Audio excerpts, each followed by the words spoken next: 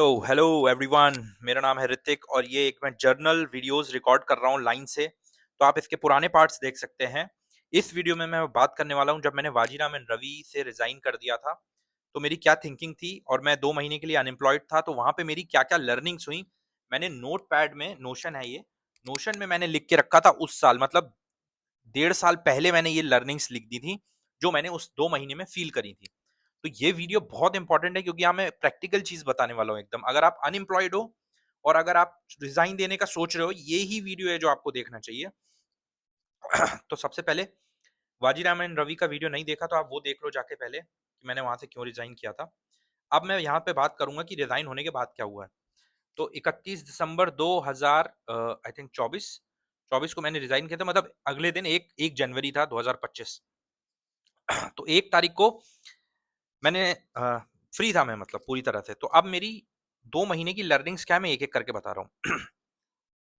If I left one job then the next thought will come is look for the next job then why I left, ठीक है। First चीज़ कि जब आपने पुरानी company छोड़ रहे हो ना आप, तो आपके पास रीज़न होना चाहिए, लेजिट होना चाहिए वो रीज़न।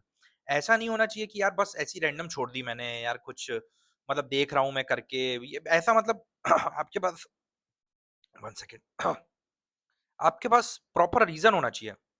क्योंकि जिस दिन आप रिज़ाइन करोगे ना, अगले दिन से आपके माइंड में सिर्फ़ एक ही चीज़ चलेगी कि नई कंपनी ढूँढना है। और यही चलेगा पूरे दिन, माइंड में यही चलता रहेगा कि यार कब मिलेगी नई कंपनी, कब कब होगा, मेरी जॉब ऑफर लेटर कब आएगा। तो जब आप नई कंपनी के इंतज़ार में बैठे थे तो आपने पुरानी क्यों छोड़ी? तो रीज़न आपका लेजिट होना चाहिए कंपनी छोड़ने का। दूसरी लर्निंग, सोसाइटी विल जज you because you don't have job and our society ना आपको जज कर लेगी भाई, और आपके दोस्त भी जज कर लेंगे, और कोई भी होगा ना मज़ाक ही उड़ाएँगे। अगर आप अनएम्प्लॉयड हो ना तो आप मज़ाक उड़ाते हैं। मैंने तो ख़ैर किसी को नहीं बताया था, बट हाँ, दोस्तों को मेरे पता था, और वो मैं ये नहीं कह रहा मतलब मज़ाक-मज़ाक में वो बोलते थे कि यार अभी वो मेरे बहुत अच्छे दोस्त हैं और हमेशा उन्होंने मुझे सपोर्ट किया। मैं बोल रहा हूँ कि मज़ाक में आ जाती है वो बात कि यार हाँ, अभी अनएम्प्लॉयड है तू। तो वो है कि अनएम्प्लॉयड आदमी की ना इज़्ज़त नहीं होती है, और ये फैक्ट है जो मैंने भी फ़ील किया है, ठीक है? तो ये दूसरी लर्निंग है, तो ये सोच के रखो। If the interview gone not so good then you will feel demotivated and depressed. जब मेरी लर्निंग होती तब मैं लिखता था, तो ये आगे पीछे है, ठीक है। तो जब आपका इंटरव्यू होगा अच्छा नहीं गया या आप सिलेक्ट नहीं हुए, आप इतना डिमोटिवेटेड फील करोगे भाई कि अगर आपका सुबह किसी दिन इंटरव्यू है ना, जैसे हुआ और अच्छा नहीं गया, पूरे दिन आपका इसी में बर्बाद हो जाएगा कि यार इंटरव्यू अच्छा नहीं गया, बेकार हो गया, सब कुछ बर्बाद हो गया, मैं कुछ कर नहीं सकता लाइफ में। आप इतना बेकार थॉट में आ जाओगे ना अ, कि मैं कुछ करने लायक नहीं हूँ, आपका कॉन्फिडेंस ना घुस जाएगा ज़मीन में, ये हो जाएगा।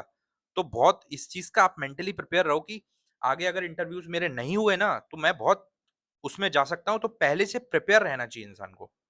4th, there is so much frustration not having interview. अब इसके साथ में क्या आता है ना, बहुत जगह हम लोग अप्लाई करते हैं, पर इंटरव्यू तो बात की बात है, कॉल ही नहीं आता। मैं 10 जगह अप्लाई कर रहे हो या 100 जगह अप्लाई कर रहे हो, कॉल नहीं आएगा तो आपको फ्रस्ट्रेशन बढ़ेगा। यार मैं तो अभी तक एचआर तक ही नहीं पहुँच पा रहा हूँ, इंटरव्यू तो बात की बात है। कॉल तो आए, पहला कॉल तो आए, रिज़्यूमे तो शॉर्टलिस्ट हो। भाई, इससे जो माइंड होता है ना वो बर्बाद हो जाता है पूरी तरह से, कुछ करने लायक नहीं रहते। ऑल्दो मैंने बहुत ही सोच समझ के डिसीज़न लिया था। क्यों लिया था वो भी बता दूँगा आगे। इसके बाद नेक्स्ट है, if you don't have plan then you will waste a ton of time. देखो भाई, ये बहुत इंपॉर्टेंट पॉइंट है कि जैसे आपने रिज़ाइन कर रहे हो ना, आप रिज़ाइन करने जा रहे हो, तो आपके पास अगले दिन का प्लान रेडी होना चाहिए। मैंने 31 को रिज़ाइन किया, 1 तारीख से मेरा प्लान रेडी था कि मुझे ये करना है। फिर भी मेरा बहुत जगह टाइम वेस्ट हुआ। तो आपके पास ना अगले दिन का प्लान रेडी होना चाहिए कि मैं अगले दिन उठूँगा कितने बजे, ये काम करूँगा, 1 हफ्ते का ये प्लान है, 1 महीने का ये प्लान है, ये होना चाहिए आपके माइंड में। नहीं तो मेरे भाई आप रिज़ाइन करोगे, अगले दिन आप सोते रहोगे, डिमोटिवेटेड रहोगे, डिप्रेशन में चले जाओगे कि भाई मेरे पास कुछ काम ही नहीं है, कुछ प्लान ही नहीं है। तो ये बहुत ज़रूरी है कि भाई आप प्लान बना के रखो कि मुझे आगे किन चीज़ों पे वर्क करना है, किन-किन लोगों को मैं अपना रिज़्यूमे भेजूँगा, लिंक्डइन पे कहाँ अप्लाई करूँगा, जितनी भी वेबसाइट है उनको क्या करने वाला हूँ, प्लान रेडी होना चाहिए। Next, don't inform your parents otherwise they will also suffer. बहुत इंपॉर्टेंट चीज़ है। मैंने अपने घर पे नहीं नहीं बताया कि मैं अनएम्प्लॉयड हूँ, मैंने खुद से जॉब छोड़ी है, 10 लाख की जॉब, 10 एलपीए की जॉब मैंने छोड़ दी खुद से।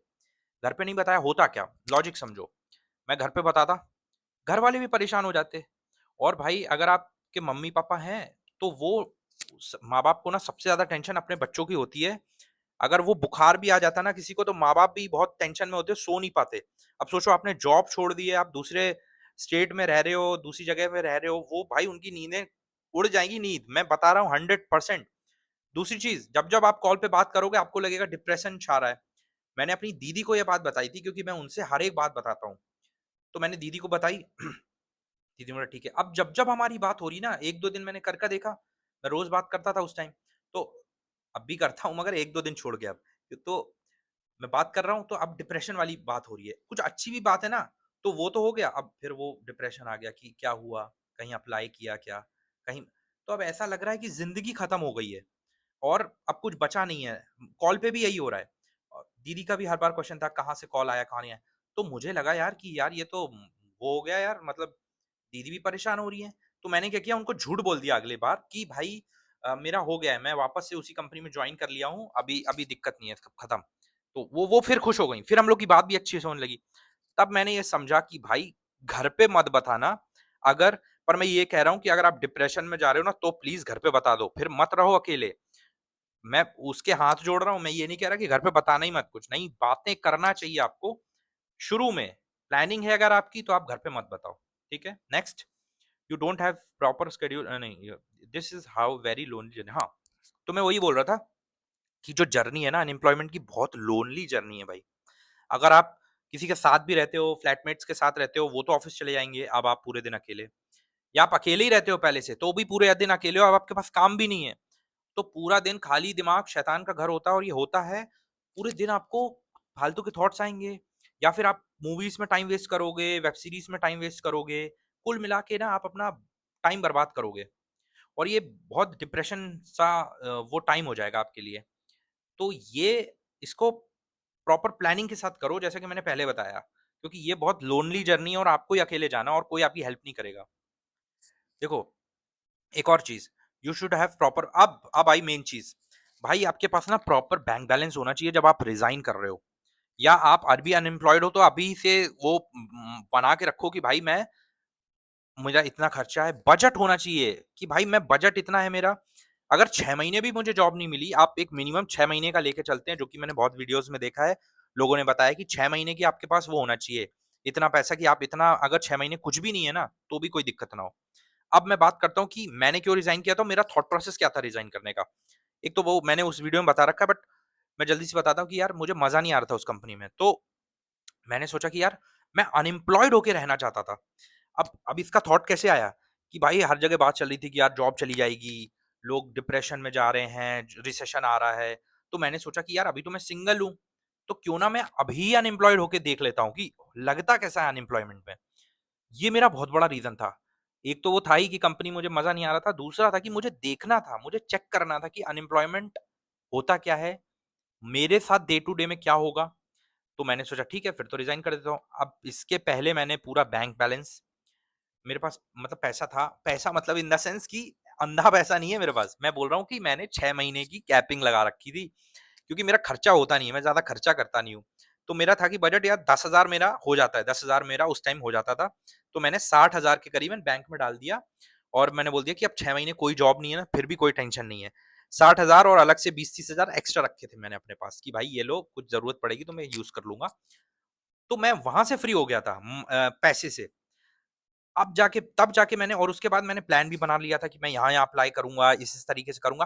पर मैं 1 महीने तक मैंने सोचा था मैं कहीं अप्लाई करूँगा ही नहीं। पहले मैं 1 महीने पूरी ऐसी ज़िंदगी जीऊँगा। तो मैंने पूरा जनवरी ना कहीं कुछ अप्लाई नहीं किया। आराम से जिया हूँ और मैंने बहुत सारी स्किल सीखी उस 1 महीने में। मैंने डांस क्लासेस जॉइन करी, इंग्लिश क्लासेस जॉइन करी।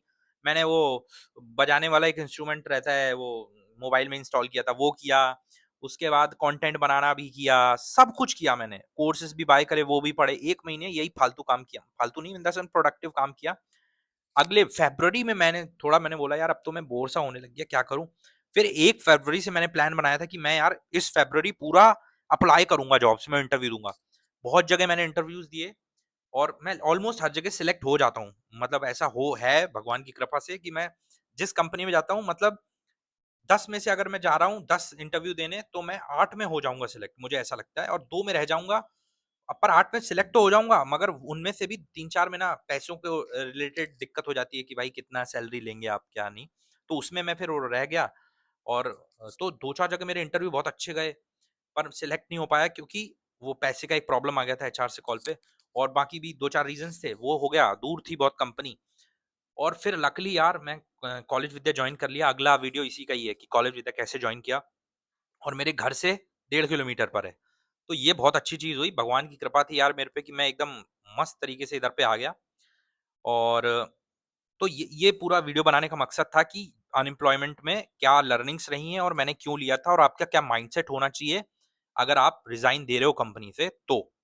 तो प्लीज़ मेरे भाई ये सारी बातों का ना प्लीज़ ख़्याल रखना, नहीं तो आप बहुत बड़ी दिक्कत में फँस जाओगे। तो मिलते हैं नेक्स्ट वीडियो में, और भी वीडियोज़ हैं चैनल पे, आप देख लो जाके एक बार। चलो बाय।